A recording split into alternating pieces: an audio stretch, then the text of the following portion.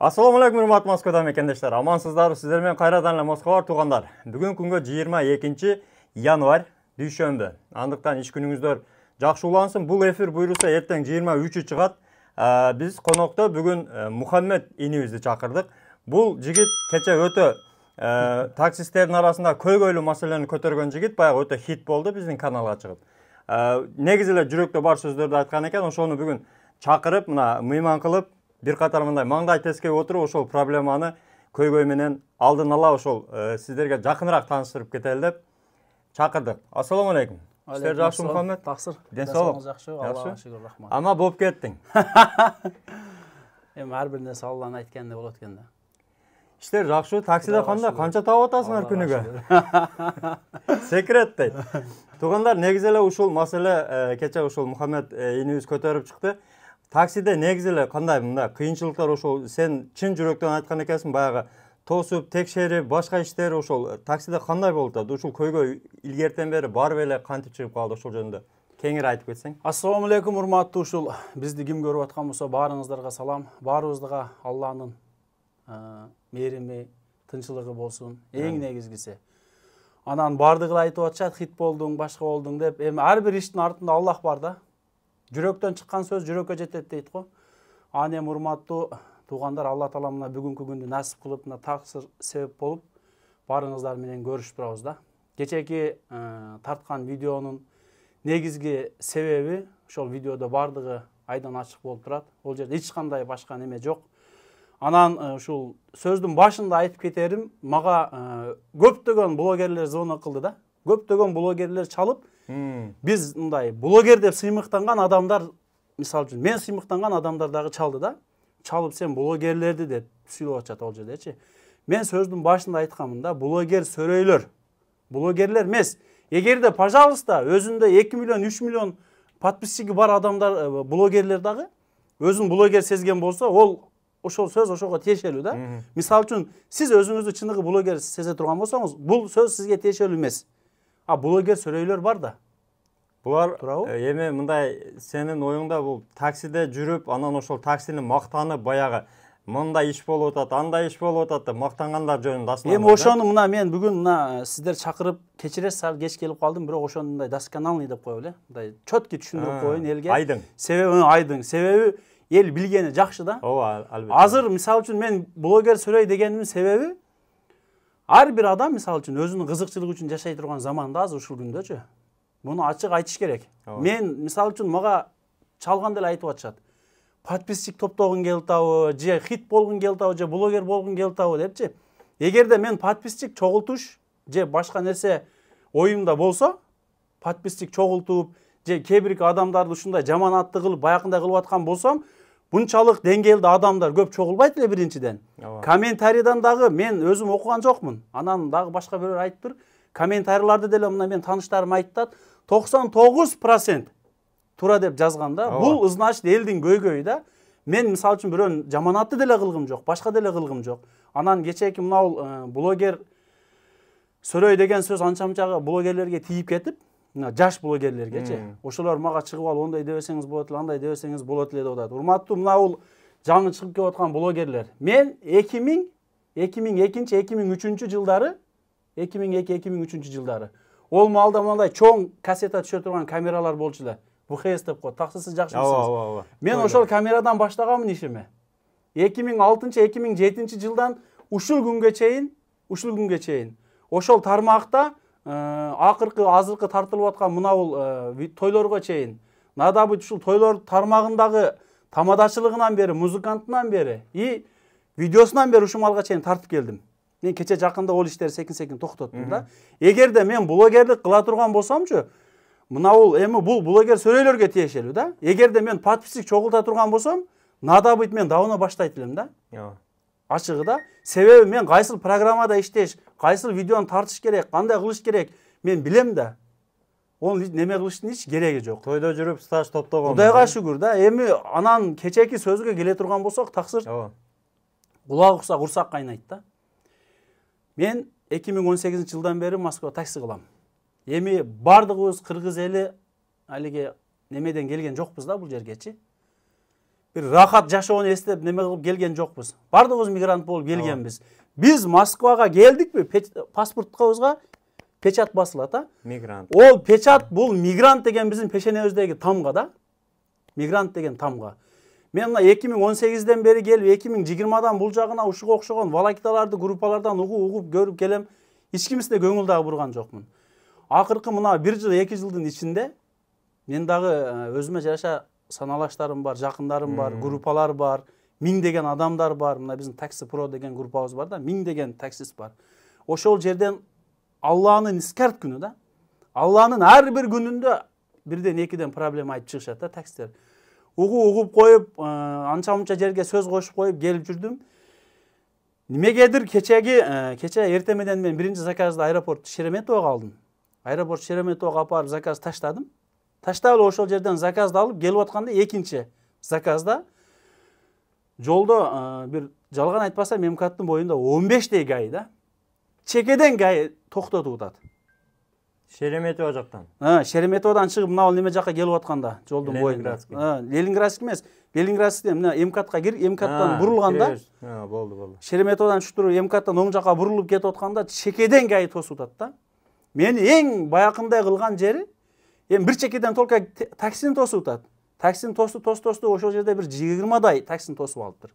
Бардыгы кыргыз. Бардыгы кыргыз. Эми мына жерин карап туруң. Ошол жерде мени дагы тосту. Тоскондон кийин гаи кетип кала албайсың да. Отурдум машинадачы. Отурдум, келбеди. Эми баягы жерде кетип калсам, астында дагы машиналар турат. Олар онда уже бизге башкача чара колдонот да. Анан түшүп документтерди көтөрүп барсам, бир 10дон көп кыргыз балдар да. 10дон көп кыргыз балдар, жанагы жердечи. 10дон көп кыргыз балдар таксиси. Дагы бир өкүндүргөн жери гаи тосот дагы кыргызбы, өзбекпи, тажикпи чекеге чыгарат. Карайт, русскийби, кет жөнөтөт. Толка бизди тосуп атат да баягы жердечи. Бизди тосуп атат. Анан баягы жерде туруп калдым. Туруп калып эми сүйлөшөсүң да. Баягы жерде не болду деп сүйлөшөсүң. Бир чекеден коюп келатат. Азыр гаилар промой зона кылып туруп базадан текшере турган болуп калды. 15 таксист бардыгы базада жок да таксыр. Бардыгы базада жок. Анан эми олор деле мисал үчүн мен башка кылбайм. Мен мисал үчүн регистрациям базадан чыкты да, мен кетип калсам болот. Ошол жерде бир байкушту көрдүм. Кийимдери ham өтө мындай начар акыбалда да. Келгениме 20 күн болду эле дейт. Мурда келип дворникте иштеп кеткенлем дейт. Келгениме 20 күн болду эле, базадан немем чыкпай атат. 15 000 штраф жазабыз деп атат экен. Таксыр. Элестетип атасызбы? 15 000 штраф жазабыз деп атат экен. Каласаң депорт кылабыз деп атат экен. Эми ого мисал үчүн ар бир мисал үчүн азыр мына жерде көп айтып атышат да. Керек болсо базадан чыкпай калса, же базада документиң жок болуп калса, көп болсо 5 000 сом штраф жазат, же 3 000 сом жазат, 2 000 сом жазат деп атышат көбүчү. Мен ушул көп жерлерден угуп калдым да записьтардан. Ол өзү билет да таксыр. Ар бир мисал үчүн сиз өзүңүздү ошол жерге коюп көрүң. Мен өзүмү коюп көрөм. Базада жокмунбу? Ол өзү билгенин кылат. Каласа спец машина чакырып салып берет булар. Биз кимбиз таксыр? Али мына жактан карап отуруп алып эле, милиция андай кылат, гаи мындай кыла албайт. Гаи калаганын кылат. Туура да. Биринчиден биз мигрантпыз. Экинчиден биз шапалактай кагаз менен жүрөбүз. Ошол кагазыбыз базада жок. Ошол адамдын ордуна өзүң коюп көрсөң таксыр мисал үчүн. Мен деле мисал үчүн ошол шок акыбалга түшөм да. Базадан чыкпаса не дей аласың таксыр? Туурабы? Анан эми баягы жерге барып мен өчүртүм келе элек. Онукун алып алыптыр. Анан кийин тоскон гаиге барып мен сүйлөштүм. Командир. Бул видеону тартканымдын эң негизги себеби ушул жерде да. Командир. Мына жерде мен таанышым болот эле ал бала. Базадан документ чыкпай калыптыр. Ол бала айтты да, арзаныраак сүйлөшүп берсеңиз мен кетейин дедим эле. Пассажирим дагы шашылдырып атат деди. Действительно баягы баланын акыбалы оор да, эми көрүнүп эле турат. Клиенттер отурат. Клиент отурат машинада. Ол дагы аэропорттон алган да бир болсо заказды. Анан баягы жерге бардым дагы, командир дедим, он базадан чыкпай калыптыр дедим. Орусча дагы жакшы билбейт экен дедим. Договор кылсак болобу десем, болот деди. Мен айттым ого деди. 15 000 штраф жазып берем, кете бересиң деди. Анан мен айттым, каякта 15 000 сом төлөгөн штрафка каяктагы акча дедим. Каяктагы акча десем, акча каякта экенин мен сага айтайынбы дейт. Анан кийин YouTube'га кирип көрсөң, каякта акча экендигин билесиң деп атат. Вот ошол жерде мага ык дедим да менчи. Ошол жерде мага жетти да, гай айтпасамчы. YouTube'га киргин, бардыгын көрүп аласың деди эле. YouTube'дан көрүп эле жүрөм дедим. Бизнес класс, комфорт плюс, бизнестегилер дедим. Жалаң русскийлер дедим. Десем, сен өзүңүн родственниктериңди тааныбайсыңбы деди. Өзүңүн тилиңди түшүнбөйсүңбү деди. Бул жетиштүү да, таксыр. Буга дагы кайсы далилди сурашың керек. Анан мен баягы жерде айттым. Айтсам, билбесең кирип карап ал деди. 300 миң, 400 миң рубльге иштеп жүргөн адамга 15 миң сом иш тараппы деди. Биринчиден деди.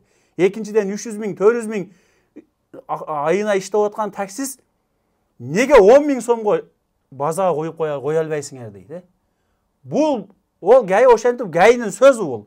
Буякта менин ичим күйүп атат. Ол 15 миң сом берген. Бул жакта өзүдүкүлөр турлаган менин иши жок да онун. Силер дейт 300 миң, 400 миң сомдон акча таап туруп дейт. Плюс базага койбой признавать этпей жүрөсүңөр дейт. Анан баягы жерде биз гай экөө сөз талашып кеттик. Мени токтоткон гай бирок нар жакта машина текшерип атат. Мен токтоткон гай нар жакта машина текшерип атат. Мен документтеримди алды баягы гай. Эми эртең менен турганда сол көзүм кызарып калыптыр да менинчи. Телефонумду алып алды деген жерге мен жооп кылып коеюн адамдарга. Сол көзүм кызарып калыптыр. Эми адам баласы ысыкчан да. Бирде оң көзү кызарат, бирде сол көзү кызарат. Сен түнү менен иштегенсиң дейт менинчи. Түнү менен иштегенсиң дейт. Анан сен каяктан билдиң мен түнү менен иштегенимди десем, мына көзүң айтып турат. Көзүң кызарып кеттир дейт. Путевой листти бердим. Путевой листти силер өзүңөр жазып атасыңар, жасап аласыңар дейт. Анан онда доказат кыл мен жазып неме кылып атканыма десем, телефонуңду бер деди. Мен телефонду бербейм дедим. Десем, мен сага доказат кылам деди. Телефонуңду бер деди. Мен телефон бербейм, бул лично мен өзүмүн телефонум дедим. Негизи дагы ошондой да. Десем, эмне сен мага каршылык көрсөтүп атасыңбы деди. Сен түнү менен иштегенсиң, мас болушуңа мүмкүн деди. Астагфиралла, тоба кылдым, мен ушул малга чейин вообще ичкен адам эмесмин да. Сен дедим, менин каныман ушул малга чейин спиртный ичкенин тапкан болсоң дедим, мен өзүм кетем Кыргызстанга учуп дедим, сен көзүңчө дедим. Экөөбүз баягы жерде эми спорлошуп кеттик. Турасын айтыш керек, менде дагы орусча жакшы эмес, таксыр. Ачыгын айтыш керек да, баягы жерде экөөбүз спорлошубуз. Спорлошуп атсак, телефонуңду бересиңби же мен күч иштетип алайынбы деди. Олар мисал үчүн, эгерде чындан принципке такай турган болсочу, любой питом алат да. Телефонуңду неге бересиң, андай мындай деп сүйлөгөндөр болуп атат. Мен дагы бир жолу айтып коеюн, бул жерде биз кимбиз? Таксыр. Бир рызкысын издеп келген адамбыз, обычный мигрант. Бир кагазын негизинде жүрөбүз, 4 эле кагазын. Ошол 4 эле кагазыбыз дагы базада жок болуп атат. Анан эми баягы жерде телефондан беришке мажбур болдум мен. Бердим. Телефондо приложениеде турат да заказ. Заказдын өдөсүн бастырып, кадимкидей кирип, мен качан заказга линияга чыкканымды көрдү. Уже ишенди да. Баягы бизде приложениеде апталык, жумалык, анан айлык деген жер бар да. Жумалык дегенди басты. Айлык дегенди бастырып, мен аккаунтумду көрсөттү да. Уже менин аккаунт, мен деле Кудайга шүгүр, мен деле иштейм. Ачыгы да. Аккаунтту көрсөттү магачы. Эми бардыгы эле мага окшоп иштебейт да таксыр. Кээ бирки бирөө 5 миң табат, бирөө 3 миң табат, бирөө действительно 10 миң табат. Турабы? Анан бизде ушу Кыргызда көрө албастык көбөйүп кетти. Ушу блогерлердин 10 миң, 12 миң сомуна иштебегендерге көрө албастык кылып атасың деп ошондой запистар келди да, мени группага коштуруп, какой-то ошо блогер сөрөйлөр, ошондой деген записти жөнөтүп атат. Ушул мына видеого тартып жүргөн блогерлер, блогер сөрөйлөр. Эми ким өзүн блогер сөрөйгө алган болсо да, өзүнү ким блогер сөрөй деп эсептесе, бардыгы эмес, өзүнү блогер сөрөй деп эсептегендер. Кимиң болсоң дагы, мен ошол 10 миңден иштеп атам, 15 миң сомдон иштеп атам деген бардык ушул эгерде спорлошо турган неме блогерлер болсо, мен бардыгы менен кааласа таксыр аптасына көрсөтүшөм. Кааласа айына иштеткенде көрсөтүшөм. Мен көрө албайгыдайчы, олар менен көп иштебешине мен 100% билем да. Себеби мен эртең менен саат 4төн кечки саат 5ке чейин иштейм. Мен графигим ошондой да. Мен безвыходный иштейм. Моюнга алыш керек. Туура, действительно жакшы болуп калат. Заказ жакшы болуп калат таксыр. Кайсы күндөрү жакшы болот? Пятница, суббота, воскресенье күндөрү жакшы болот да. Ошол күндөрү жакшы болот. Ошол күндөрдү тартып чыгарып алып туруп. Жок, чыгарбасын эмес, майлы чыгара берсин.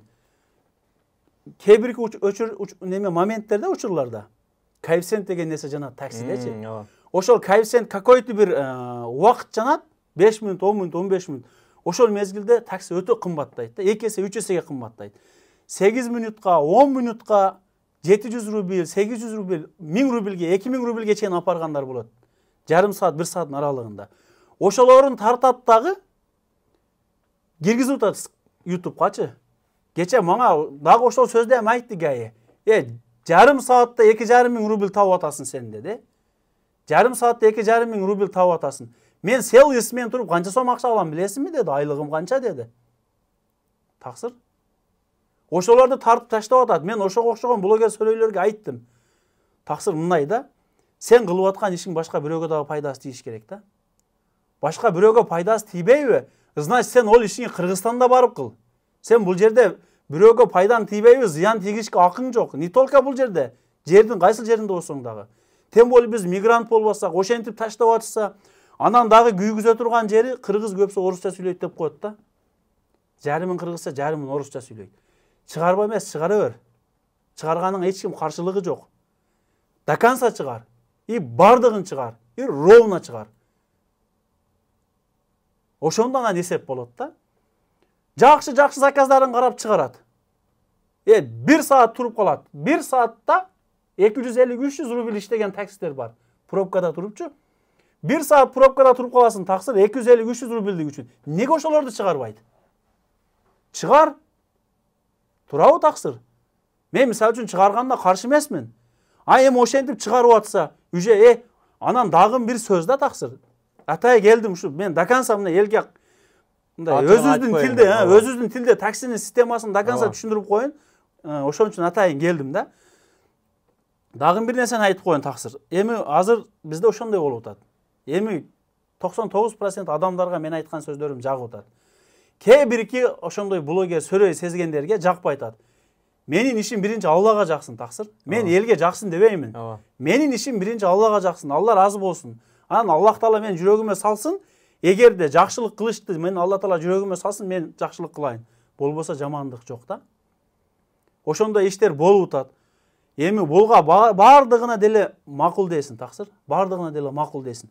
15 000 табам деп машинанын ичинде канчалаган кыргыздар өлүп атат. Ошондой. Таксыр, биздин жаныбыздан улук, өмүрүбүздөн артык эмне бар бул жашоодо? Турабы? 15 000 табам деп өлүп атат. Адамдын өмүрү, биз кээ бирки адамдар ушундайларды көрүп туруп 15 000 тапса болот экен деп флеш ичип атат, ол болуп атат, ичинде өлүп атат. Жаш балдар, үйлөнө элек балдар отурган жеринде өлүп калып атат. Майлы, орго деле демебиз жок да. Тартсын. 1 апта толук тартсын. Биринчи күнү кайсыл иш болду, экинчи күнү кайсыл иш болду, үчүнчү күнү кайсыл иш болду, төртүнчү күнү кайсыл иш болду, бешинчи, алтынчы базар күнү кайсыл иш болду. Жакшы болгон иштерин тартып туруп, булар жарымын орусча, жарымын кыргызча таштап туруп YouTube'га таштап атат. Таксыр. Майлы, ошол менен эми өздөрүнө подписчик чогултуп башка кылып атат. Эми подписчик чогулту десең бир 100 000 адам көргөн эмес да таксыр. 100 000 адам көрсө эми менин этим балапты дейсин. 3 000, 4 000, 5 000 көрүп атат. Анан дагы күйдүргөн жери биздин иштегендерибиз ГАИге не тиешеси бар дейт. Адам баласы ушунчалык көкме болот экен да таксыр. Бул ГАИ не деген өзү, ГАИ ким билип алыш керек адам баласычы. Бул ГАИ мен үстүмөн иш тарап, сиздин үстүңүздөн, ушу таксилердин үстүнөн, шопурлардын үстүнөн иш тарап жазгандыгы үчүн айлык ала турган адам. Бул ГАИ ким өзү? Бул ГАИ ушундай адам да, турабы таксыр? Же мен жалган сүйлөп атамбы? ГАИ гражданин Россиядан анан өзүнүн машинасын мингенден кайсы причинени табат? Бардык жок жайда деп. Бардыгы жайында. Гражданин Россия. Турабы таксыр? Туура. Кимден табат? Таксисттен табат. Кыргыз, өзбек, тажик. 3 улут. 80% азы кыргыз иштейт таксисте. Россиянын бардык жагында. Ол дагы результат көрсөтүш керекпи таксыр? Уже олар бардыгы билип бүттү. Биздин канча сом иштеп атканыбыз, кайсыл жерге кандай кылып атканыбыз. Анан ушунчалык адамдарга, кээ бирки адамдарга айран каласың да, ушунчалык көкмелигинечи.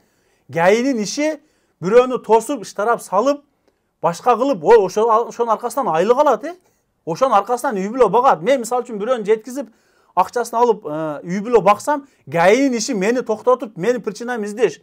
Анан кайсыл акылдары менен ушул сөздү айтат, мен айран калам да ушул блогер сөрөйлөргөчү. Мындан карап коюң. Анан бул гайы ким? Бул гайы түшүнүп алыш керек да адамдарчы.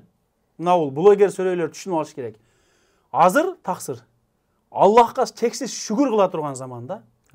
Бир мезгилдерде мына менин бир туугандарым, сиздер чоң поколениялар, менин акаларым айтат да, бир туугандарым. Мен 2018-ден бери келип кетип иштеп турам да. 20 жыл, 25 жыл мурун келген акаларым айтат, укам дейт, азыр ушул маалдачы Кудайга шүгүр дей турган заман дейт. Бул заман кимдин аркасынан келди? Жакшы инсандардын, Аллахка ыйлап дуба кылгандардын аркасынан келди.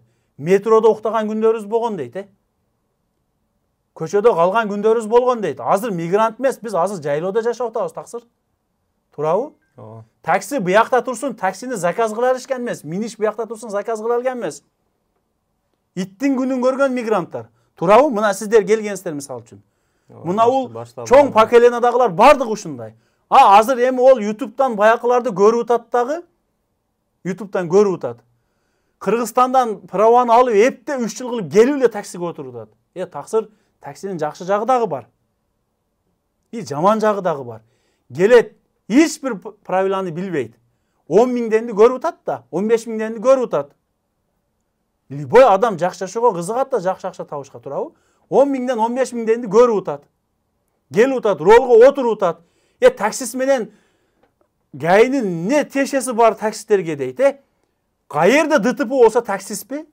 Каерде ДТП болсо мигрантпы? Таксыр? Же мен жалган айттамбы? Мына Москвада жашап атабыз биз, туурабы? Каерде ДТП таксист барсаң жаш бала болгон болот. Каерде ДТП таксист? Каерде ким менен бирөө кысып, атайлап токтотуп сүзгөн дагы таксист? Барсаң мигрант. Себеби бул орустардын бардыгы билип бүттү.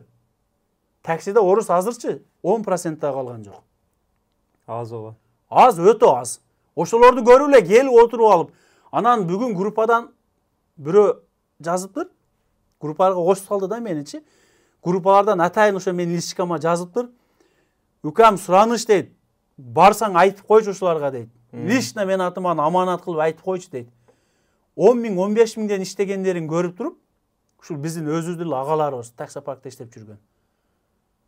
Укам, мен аялым менен акыркы күндөр ушунчалык уруш үйгө киргимем келбей калды дейт.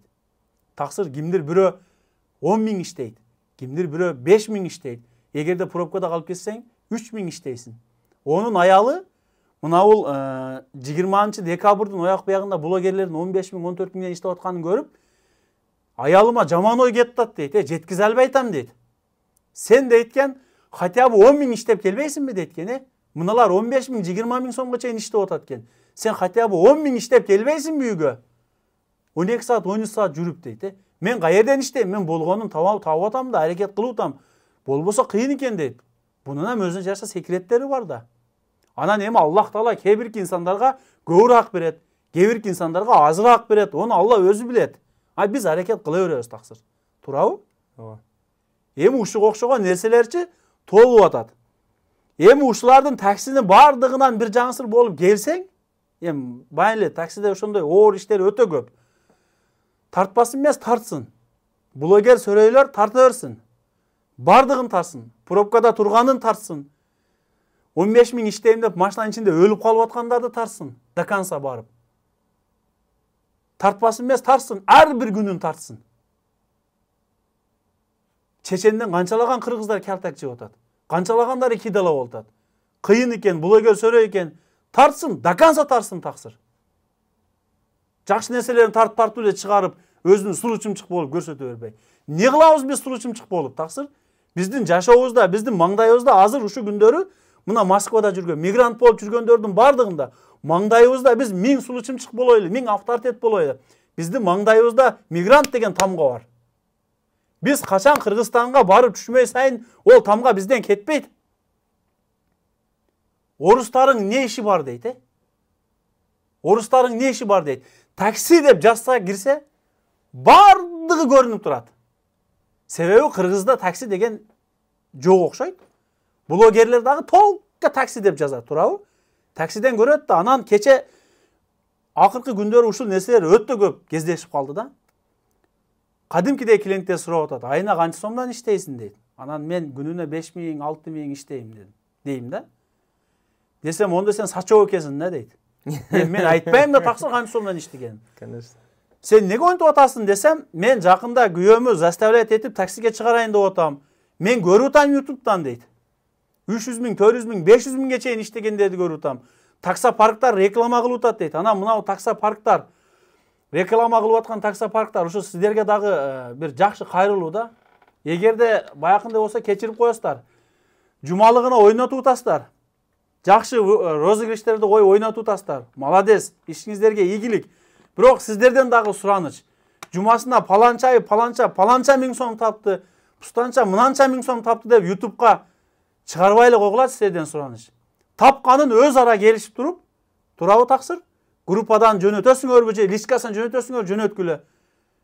Булардыкы уже бардыгы чыгып атат да. Биздики бардыгы көрүнүп атат. Действительно 20 000 сом, 25 000 сомго иштеген, чейин иштеген балдар бар таксыр. Моюнга алыш керек. Жакшы иш такси, жакшы эм болот. Бирок ушул жактары эм бар да. А эми биз башыбызды сайып койгонубуз менен, башка кылып койгонубуз менен эч кимдин иши жок. Машинада өлгөндөн сырткары канчалаган азырчы таксыр таксини көргөндө эч ким жол бошотпойт. Алланын зары болуп, аварийниңи жандырып, поворотуңу жандырып атып зорго өткөзөт да, өтөсүн. Эч ким өткөзбөйт. Неге? Бардыгы нирусский да. Эгерде мен деле Кыргызстанда болсом, жалаң орустар барып такси минип алып, ол жагынан бул жагынан мага деле жакпайт. Бир жагынан, экинчи жагынан биз кимбиз буларга? Үчүнчү жагынан азыр ушул күндөрү ар бир чыккан экинчи клиент айтып атат. Мурда дейт, кыргыз, өзбек, тажик мусор тазалайт эле, жол тазалайт эле, азыр силердин бардыгыңарга берип доброну дейт. Доброну бардыгыңарга берип койду дагы, азыр силер бардыгыңар курьер болуп кеттиңер, таксист болуп кеттиңер, жолдорубуз тазаланбай калды деп атат. Бул билесизби, эгерде бул элдин калоосу ушу бойдон көтөрүлүп кете турган болсо, бизди мисал үчүн бир күндө жок кылып коет булар таксиден. Бир күндө биздин колубузга лопатка менен шыпыргыны карматып коет. Биз лопатка менен шыпыргыны карматып, азыр ушу күнгө шүгүр кылбасак таксыр. Биз лопатка менен шыпыргы кармап, эртең орустун мусорун чыгарганга ham разы болобуз. Себеби биз азыр ошондой моменттебиз да таксыр. Биздин мигранттардын азыр мисалы үчүн жыргагандан келген жок да. Мусорщик болсо дагы тазалап, эптеп жашообузду өткөзөлү деген максатта. Эгерде биз ошондой кыла турган болсо, бардыгыбыз мажбурбуз. Ошондо көрөм мына блогер сөйлөйлөрдүчү. Колуна бир лопатка менен бир күрөктү карматып мусор тазалатканда көрөм ошондо минтип сулуу чымчык болуп, өзүн өзү тартып, мына мен мусор тазалап атам, мына мен туалет тазалап атам, мына мен коробка топтоп атам дейби экен. Дейби таксыр, мына сиз өзүңүз сөзүңүздү айтың. Дебейт да, турабы? Конечно. Ол келди, блогер сөйлөйлөр. Эми аталары бир мезгилдерде келип, путка туруп, машиналарды алып берип койду, даяр машина, көтөргөн iPhone телефон, ол каласа иштейт, каласа иштебейт. Таксыр? Ол машина өзүнүкү 3000 тапса ham, 4000 тапса ham жанына калат. А менин деле машина өзүмүкү. Мен деле мисалы үчүн ушу малга чейин көз жумуп айтпай келдим да. Таксыр мен өзүм ойлосом, сиз өзүңүздү ойлосоңуз, байкушту ким ойлойт? Ар бирибиздин мойнубуздачы, бул сахит нерсе да. Бул мойнубуздагы аманат нерсе. Эртең бүгүн барбыз, эртең жокпуз таксыр. Эртең Алла Таала мага ачы. Бүгүн жашап атам, эртеңки 5 мүнөттөн кийинки Аллах билет, турабы? Алла Таала айтышы мүмкүн мага, сага ушундай талант бердим эле. Ушундай сүйлөгөнгө сөз бердим эле. Ошол жерлерде кабарларда ушундай чыгып атат эле. Неге ушинтип кыйналып аткан адамдарды көрүп туруп көз жумуп койдуң деп коюшум деген суроону коюшу мүмкүн мага.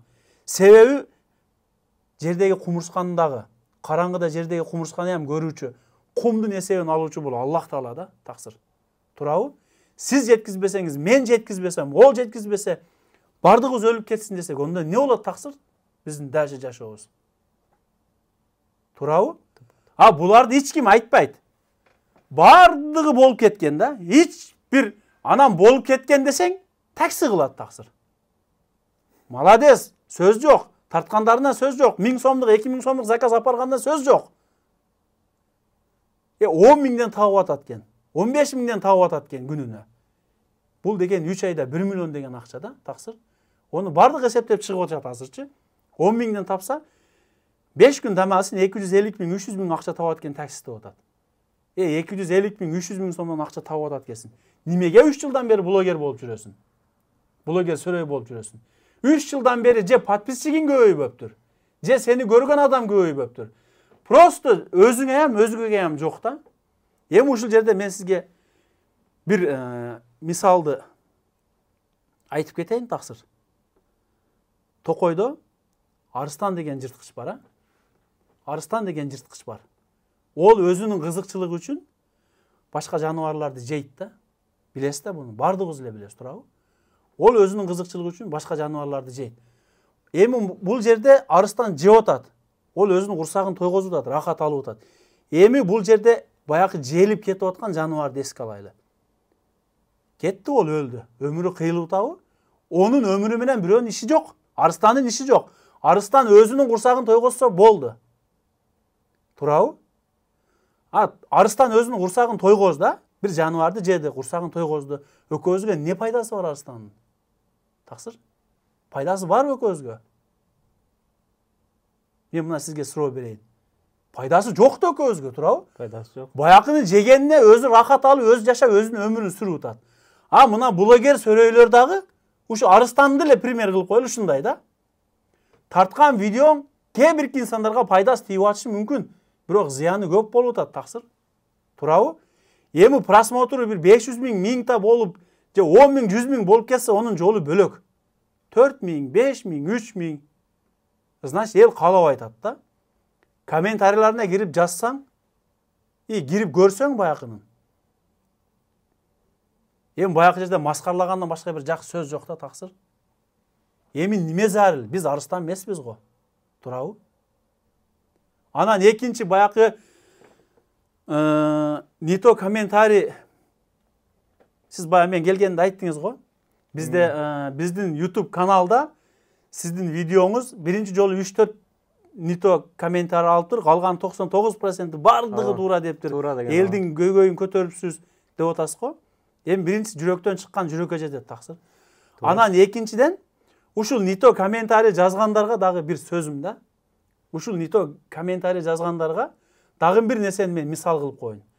Чаян деген жаныбар бар, а? Чаян деген жаныбар бар. Ушул не то комментарий жазгандар, мен айтат элем ушу чаянга окшогон нерселер да. Бая мен айтып өттүм. Арыстан жеди ичти, ол өзүнө пайда. Эми чаян көбүн чагат, билесиз да. Чаяндын чакканынан чаян өзү дагы рахат албайт. Эч кандай пайдасы жок, курсагы тойбойт. Рахаты жок да, бирок чакканы менен өзгөгө зыяны келтирип атат. Комментарий, жаман комментарий жазгандар кудду ушу чаяндар да. Жазгандан, жаман комментарий жазгандан өзүнө эч кандай пайда жок. Өзүнө эч кандай пайда жок. Бирок чаянга окшоп башка бирөөгө уусун чачып атат да. Онун күнөөсүн көтөрүп ого иштеп атат. Жалган айтамбы же таксыр? Туура. Жаман комментарий жазгандан кимге мүйүз чыкты? Жакшы комментарий окуса көңүлү көтөрүлөт. Мени мисалы үчүн видеомо комментарий жазабы, башка кылабы, мага чыгып алып против болуп сүйлөйбү, мен кызылаштыгыман келбейт. Ачыгын айтайын. Мен кызылаштыгыман келбейт. Мен мисалы үчүн болгон нерселерди айтып атам. Жалган сөздөрдү айтып аткан болсом, келип айтсын, таксыр. Жалган сөз айтып аткан болсом, келип айтсын. Эгерде мен жалган айтканымда, мисалы үчүн 15 миң, 20 миңге чейин комментарий болуп кетиптир деп айтып атышат. Такси парктардан деле келип атат да. Болсо бир эки бирөө айтат, атайын кызыгып дейт, аэропортто отуруп дейт. 1 саат өчүп күтөбүз да. Комментарийдин бардыгын көтөрдүм дейт. 1, 2, 3 дейт. Берки YouTube каналдачы бир 2-3 жазыптыр дейт. Эми бул чаянга окшогон адамдар бар экен да арабызда. Чаян дагы ушундай экен да. Туура эле. Ооба. Чаяндын рахматы дагы ошо экен. Зыяны дагы ошо экен да. Эми ушундай таксыр. Таксидеги болуп аткан ситуациялардын бардыгы ушул. Эми ушул неме кылганга жараша блогер сөрөйлөр. Ким өзүн блогер сөрөй сезсе ошого барып тийсин. Тиет да бул сөзчү. Сөз ээсин табат. Анан эми өзүн блогер сөрөй сезбесе, пожалуйста. Тартпасын эмес, тарсын. Молодец, ошончо билеткен, өзүнү реклама кылышты билеткен. Таксыр өкүндүргөн жеричи өзүнү тартып атып андай башка нерсеге эмес, өзүнү тартып аткан ошол блогер сөрөйлөрчү өзүнүн жүрөгүндөгү сөзүн айтып бере албайт. Өзүңүн жүрөгүндөгү сөзүңү өзүңүн тартып атканда өзүңүн жакшы сөз жүрөгүндөгү сөзүңү айта албаган сен элдин сөзүн каяка айтасың таксыр? Ого дагы бир илхам керек, Аллахтын берген таланты керек, туурабы? Аллах кааласа айта аласың да. Каалабаса айта албайсың. Аллах Таала бир инсандын жүрөгүнө чындыкты айтышты жазган болсо, ол инсан айта алат экен таксыр. Ошондой. Жазбаган болсо аны айта албайт экен. Эми ушуга окшогон нерсе токтотушубуз керек да таксыр. Биз мигрант болуп келген болсок, молодец, 15 миңден иштеп атасыңбы, 20 миңден иштеп атасыңбы? Берекесин берсин. Тезирээк иште кет. Не кылып жүрөсүң Москвада? Качангаcha такси болуп жүрөсүң? Билебиз ушул 10 миң, 15 миң сом, 20 миң сомдон табып аткандар. Мындай оңой таппай атат акчаны. Бул такси оңой акча таппай атат. Таксыр кедечи бир орустардын бир жаман сөзү ошол күнкү кечке настеринен түшүрөт да. Иш кылгын келбей калат таксыр. Болбосо Кудайга шүгүр биз кыргыздар Аллага шүгүр азыр динге жакын. Көбү ичпейт, чекпейт, намаз окугандар, постоянно колдорунда таспih көрөсүн. Аллага чексиз шүгүр да. Машиналары таптаза, сигаретам чекпейт. Ошолорго ямчы таксыр ушундай сөз сүйлөйт. Ошолордун мына бири мен алхамдулилла. Ушундай сөз сүйлөйт. Кетип калгын келет Кыргызстанга. Не кылабыз эми? Насып экен. Тагдырыбызга ошол жер жазган экен. Алхамдулилла. Ар бир иштин оң терси болот. Чыдаган адам, пожалуйста, бизди эч ким мажбурлаган жок, биз өзүбүз келдик. Эми ушуга окшогон сөздөр. Эми таксыр экинчи маселеге өтсөк. Мына регистрация жасагандар. Бул сөзүмдагы бардык регистрация жасагандар эртең мага чалып, башка нерсе кылып жүрбөгүлө. Жасагандар, молодец, жасап атасыңар. Бул азыркы айтыла турган сөзүм, урматтуу фаршивый регистрация жасагандар, Кудайдан коркпогондор. Ар бир инсан өзүнүн ишин билет да. Таксыр. Бул сөзүм фаршивый регистрация жасап, адамдарды алдап, канын ичип аткан регистрация жасагандар үчүн. Жалганчылар үчүн. Жалганчылар үчүн. Жалган регистрация жасап, ушинтип какшатып аткандар үчүн. Ушинтип какшатып аткандар үчүн. Ушуларга бир өтө бир чын жүрөктөн кайрылгым келип атат да. Албетте. Чын жүрөктөн кайрылыш керек. Буларга мына регистрация жасагандар, айнанайындар.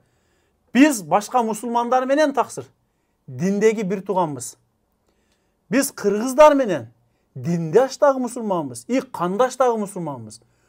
Мына бу фаршивый регистрация жасап аткандар, силер өзүңөрдүн бир тугандарыңардын, өзүңөрдүн бир туган, диндеги бир туган, кандагы бир тугандарыңардын канын ичип атасыңар.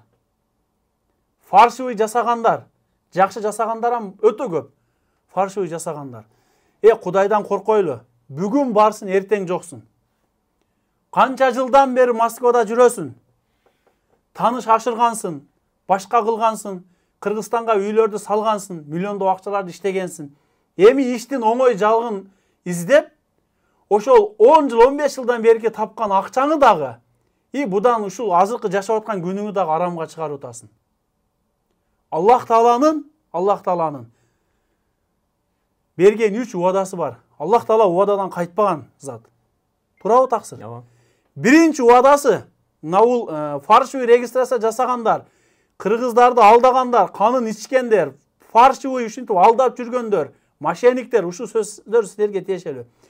Биринчи Аллахтын уадасы атанын балага кылган уадасы.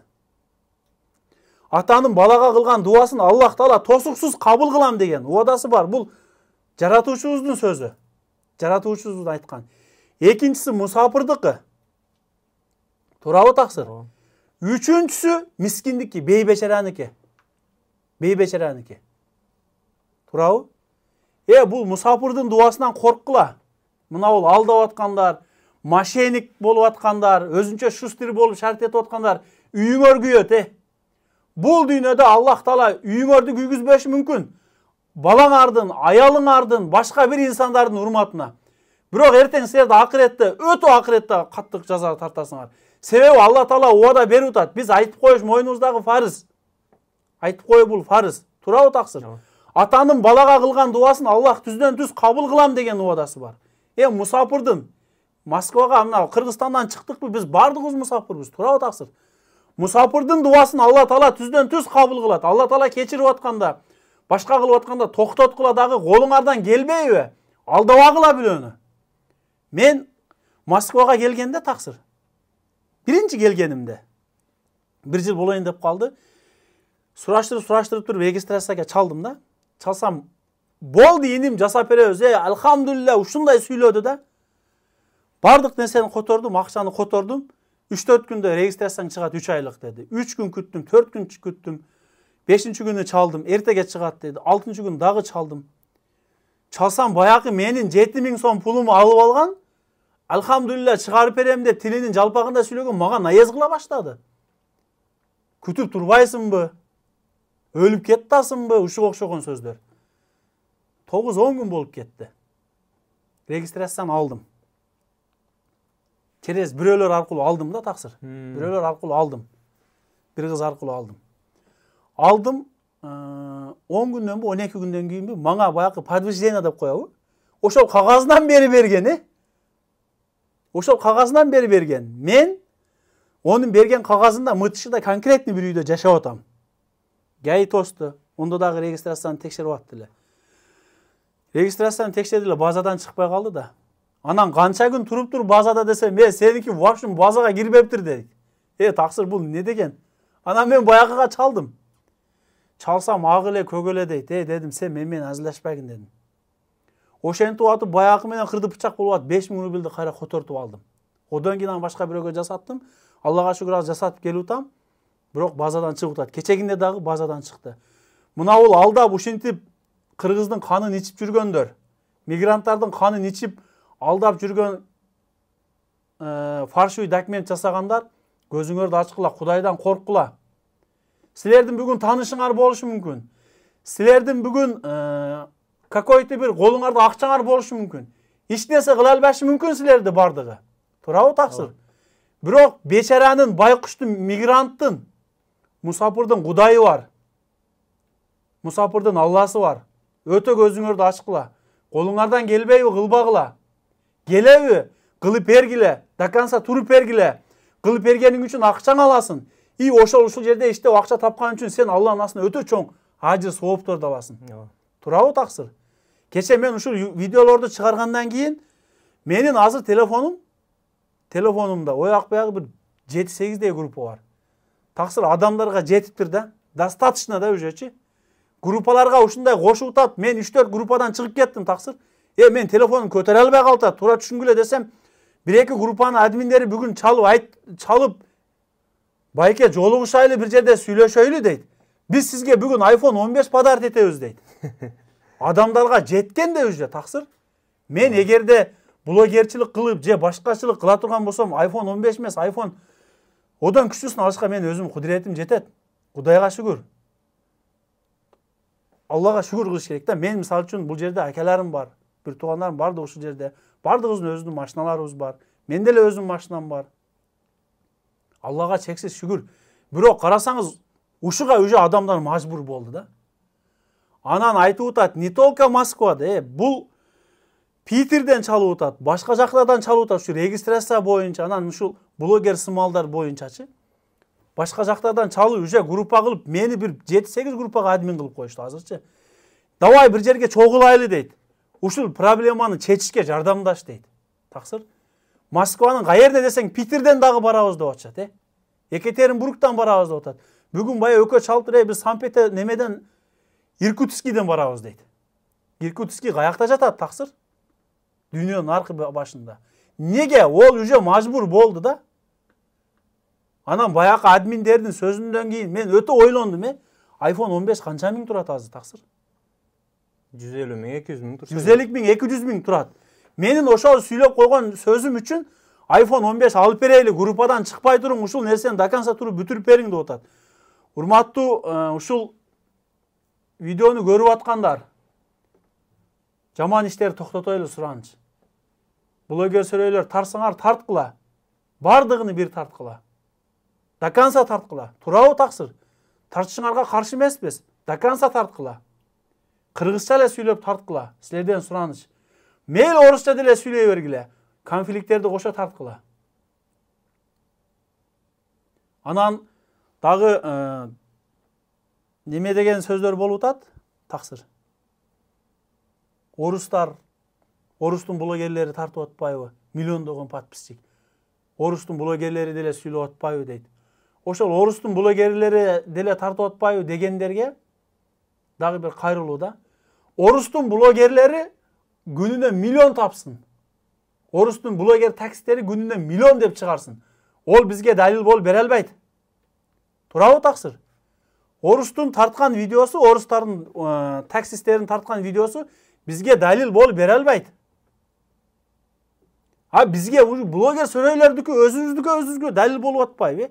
Кечегинде гай токтотуп алып, сен өзүңүн туугандарынын тартып аткан видеосун көрбөй атасыңбы дейт, же сен өзүңүн тилиңи дагы билбейсиңби дейт.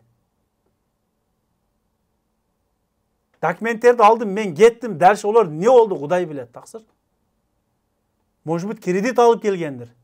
Эч ким жыргагандан келген жок. Элестетиң, таксыр. Ордуңузга өзүңүздү коюп көрүң. Азыр мен бир сөз айтам, ордуңузга өзүңүздү коюп көрүң. Москвага келип атканда кредит алып келдиңиз да? 50 миң кредит алып келдиңиз. Келдиңиз, 15 күн иштебей, базадан чыкпай калды. Кайра депорт болуп бардыңыз. Ол адамдын кандай духу сынат, таксыр? Ол адам өмүр бою карга өтөт. Туурабы? Өмүр бою карга өтөт да, таксыр. Бул өтө өкүнүчтүү да. Илгертен Кыргыздан калган сөз бар. Кембагалды ат үстүндө ит кабат дейт. Кембагалды азымына. Соляристин ичинде ит кабап атат. Эшиги жабык, айнеги жабык болсо, аз мен мындай кылып айтканда, кембагалды машинанын ичинде ит кабап атат, таксыр. Мындан караң. Мен бая арыстанды далил кылдым, чаянды далил кылдым. Эми мен дагы бир жаныбарды далил кылып коеюн, таксыр. Арыстан өзүнүн курсагын ойлош үчүн жаныбарларды жейт дедик, бирок ошол арыстанчы мындай кара айткен дагы, эгерде өтө муктаж болбосо, жанында кичине баласы бар жаныбарлар бар го, onu жебейт экен да. Көрдүңүзбү? Арыстан ол бардыгына жесе болот. Жанында кичине баласы бар жаныбарды өтө мажбур болбосо арыстан жебейт экен. Жолборс дагы жебейт экен. Карышкыр ушундай совиясы бар экен, карышкырчы ушундай жаныбар жырткыч болгону менен. Карышкыр арыстандан, жолборстон сылабый болсо дагы сиркте ойнобойт экен да. Арыстан менен жолборсту үйрөтсөң болот экен. Карышкыр арыстан менен жолборстон сылабый болсо дагы сиркте ойнобойт экен. Көрдүңүзбү бир карышкырды үйрөтүп алып сиркте ойноттан сачып жүргөн? Арыстан жолборсторду көрдүк, туурабы? Карышкыр ондой эмес экен. Эми ошондой көрүнүштө турган карышкырда дагы бир совес бар экен. Өзүнүн коросуна, өзүнүн территориясына жүргөн жаныбарды жебейт экен, таксыр. Карышкыр өзүнүн коросуна кол салбайт деген кыргыздын сөзү ушул жерде мынан чыгат экен да. Эми Токойдо дагы бир жаныбар бар экен. Ол жаныбарга баласы болобу?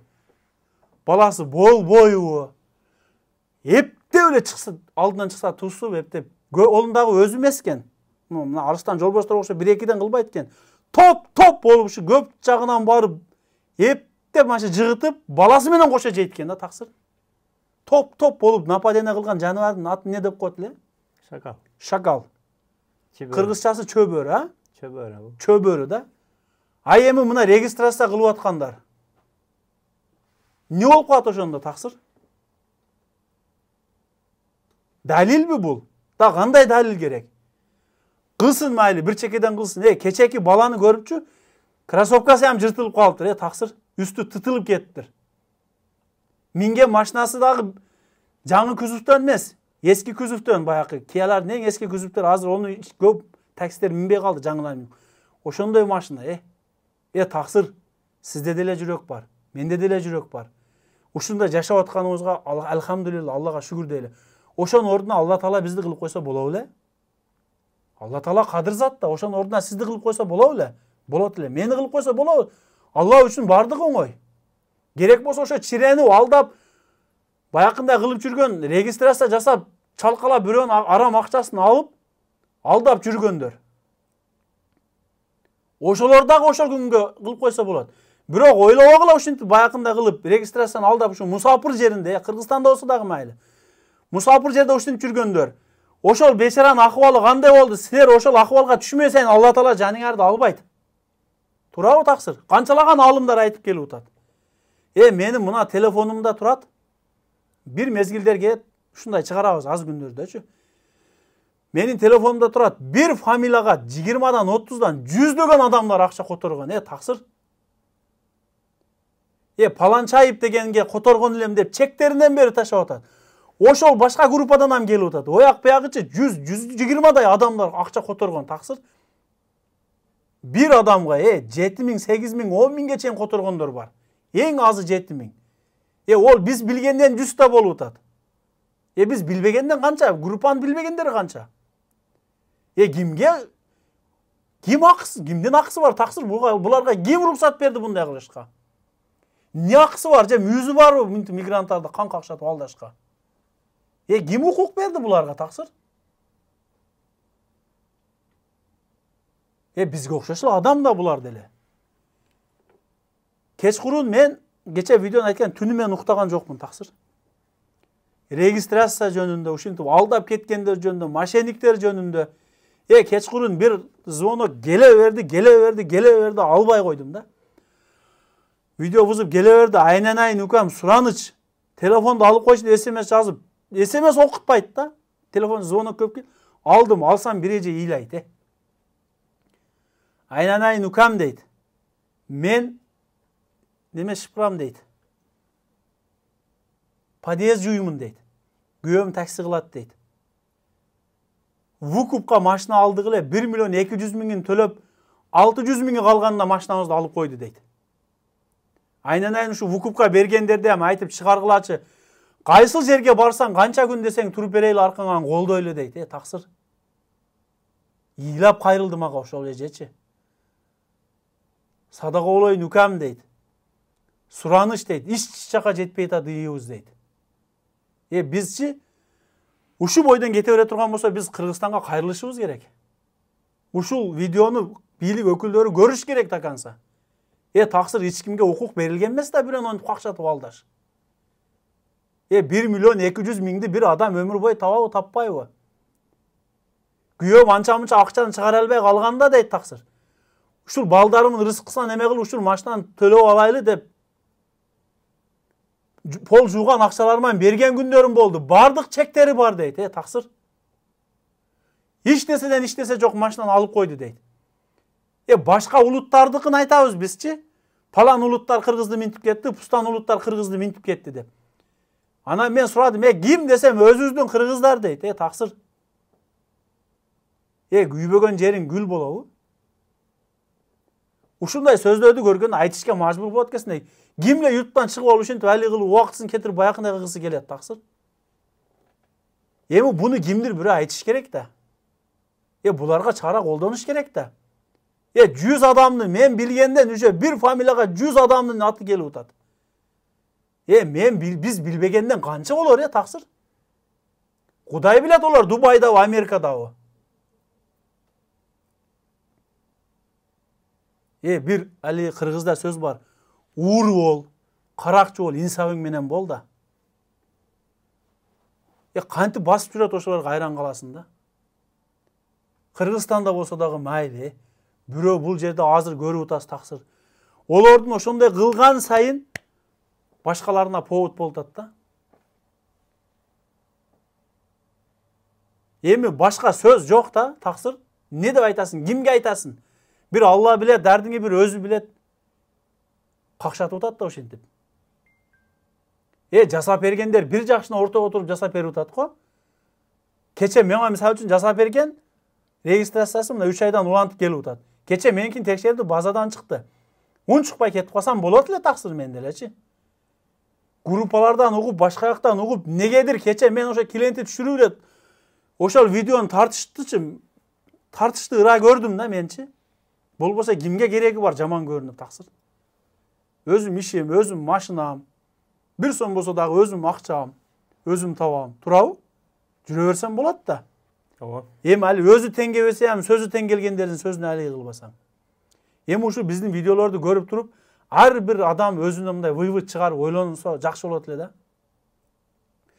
Жакшы жаман айтып койгон болсом, каттуу айтып койгон болсом, баарыңыздардан кечирим сураймын. Бирок урматтуу туугандар, буга окшогон иштерди токтотойлу. Буга окшогон иштерди токтотойлу. Биз мигрантпыз. Силерге кандай акча керек болсо, бизге дагы керек. Башка бирөөгө дагы керек. Ар кимди өзүбүздөй ойлойлу. Туурабы таксыр? Туура, мына туугандар, өзүңүздөр уктуңуздар, жүрөктөн чыккан сөздөр жүрөккө жетет демекчи. Бүгүн Атайын Мухаммед бизге кайрылып ошол элдин көйгөйүнү элге жеткизейин, кичине болсо дагы видео кылып кайрылайлы, балким кандайдыр бир результат берет деген ойдо мына көрдүңүздөр, маселелерди айтып кетти. Именно ошол такси боюнча блог чыгаргандар да ошол туура эле айтып атат. Негизи эле чыгара турган болсоңуздар, ошол жакшы болгон, өтө жакшы болгон күндөрдө эмес, тегиз чыгарыңыздар, ошол жаманын деле кошо чыгарыңыздар, баллону жарылганын чыгарыңыз, мотору кармап калганын чыгарыңыз. Негизи эле таксиде иштегенде деле өзүгө жараша кыйынчылыгы бар, өзүгө жараша расходу бар. Ошол расходдорду да кошо айтып, мындай кошо кетсеңер, реальный кылып ошол видеолор тарткыла деген сөздү айтып атат азыр Мухаммед. Анан баягы регистрация боюнча деле негизи эле бул регистрация кылган, жакшы, таза кылган адамдар деле негизи бар. Көп. Ооба, бирок ошол айрыкча биз ушул Москабар ачылгандан бери айтып кетебиз, бетаныш, Телеграмдан алдым, анан андан алдым, bundan алдым деген номерлерге акча которбоңуздар. Негизи эле эгерде тааныбаган адамга негизи эле акча которбоңуздар. Акча котордуңуз, болду, күйдүңүз да.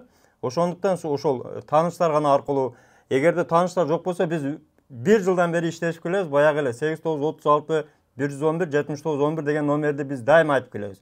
Ошолорго кайрылыңыздар. Эгерде андан болсо хозяйка өзүңүздөрдүн тааныш, кошуна, урук, туугандардан сурап, мына мисалы азыр мына Мухаммед айтып атат, базадан чыкты деп. Демек ошондой билген адамдардан кылдырган да.